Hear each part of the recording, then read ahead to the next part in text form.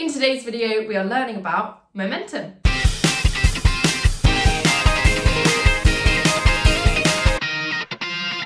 So, what is momentum? Momentum is mass in kilograms multiplied by velocity in meters per second. Because we're multiplying those two things together, that gives momentum units of kilogram times meters per second. So, which do you think has a larger momentum? A bowling ball or a bullet?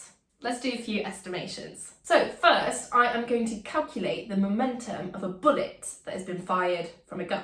I'm going to assume it roughly has a mass of 20 grams, so that is 0.02 kilograms, and it leaves that gun at a speed of roughly 200 meters per second. So its momentum is mass times velocity. 0.02 times 200 is 4 kilogram meters per second. Okie dokie, and what about the bowling ball? Well, don't know about you lot, but I find bowling balls to be quite heavy, and they are roughly 3 kilograms. And what kind of speed do they travel at? Well, mine go quite slowly, if at all, but we're going to estimate 6 meters per second. So my bowling ball has a momentum of 3 times 6 is 18 kilogram meters per second. So my bowling ball has a bigger momentum in those estimates than my bullet. Momentum can be a really useful concept when we are considering objects colliding. For example, if an object that is moving hits a stationary object, or if two objects travelling towards each other collide, or even if two objects explode. These scenarios all involve objects that are in contact with each other. And by doing some calculations, we can figure out what is going to happen to these two objects once they have collided. We are going to do it by using the law of conservation of momentum. And that law states that the total momentum before a collision is equal to the total momentum after the collision. And we're going to have a look at 3 different examples. Strap yourselves in. Okay, example number 1. We have a stationary ball of mass 0.2 kilograms and a ball of mass 0.3 kilograms moving at 5 meters per second to the right. After the two balls collide, the ball with a mass of 0.3 kilograms moves off at a velocity of 2 meters per second to the right. What is the velocity of the 0.2 kilogram ball? Now, before you do anything, you need to decide on a direction that is positive. So for me, I'm going to decide that velocities to the right are positive. Remember, velocity is a vector, so direction is really important. Next step is to calculate the momentums before the collision. So for the 0.3 kilogram ball, we have 0.3 times 5 is 1.5 kilogram meters per second. And for the 0.2 kilogram ball, we have 0.2 times 0 is 0.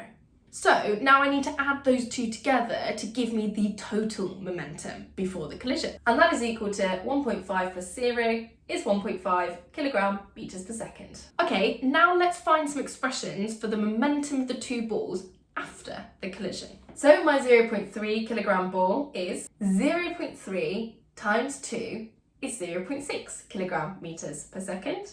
And my 0.2 kilogram ball is 0.2 times v, the velocity that I'm looking for.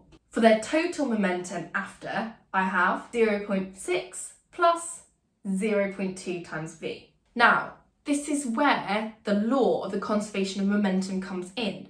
Total momentum before equals total momentum after. My total momentum before we worked out to be 1.5 is equal to this expression for total momentum after. 1.5 minus 0.6 gives me 0.9, and that is equal to 0.2 v. Therefore, v is equal to 4.5 meters per second. Okay, that's example number 1. Time for example number 2. This time, the two balls are moving towards each other before they collide. My 0.3 ball moves to the right with a velocity of 5 meters per second, and my 0.2 ball moves at 3 meters per second to the left. After the collision, the 0.3 ball moves off at 2 meters per second to the right. What is the velocity of the 0.2 kilogram ball after the collision? Okay, so we're going to follow the exact same steps. Let's work out the total momentum before the collision. Remember, before I do anything, I am going to set my direction that is positive, and I'm just going to pick towards the right. So momentum of A is 0.3 times 5 is 1.5 kilogram meters per second. And momentum of B is 0.2 times minus 3, because this ball is moving to the left, is equal to minus 0.6 kilogram meters per second. Okay, so adding them together, I have 1.5 plus minus 0.6 gives me 0.9 kilogram meters per second in total. Okay, now time to work out the total momentum after.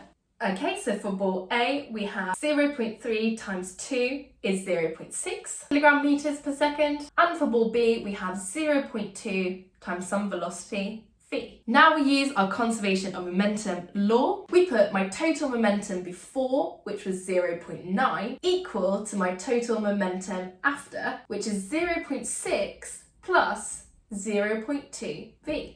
Rearranging, we get 0.3 equals 0.2 v, and that v is 1.5 meters per second. Since v came out as positive, we know that its direction is to the right. Okay, well done for hanging on in there. Final one, an explosion. Two balls, my 0.3 kilogram and 0.2 kilogram balls, are originally stationary. Then they explode. My 0.3 kilogram ball moves off to the right at 4 meters per second.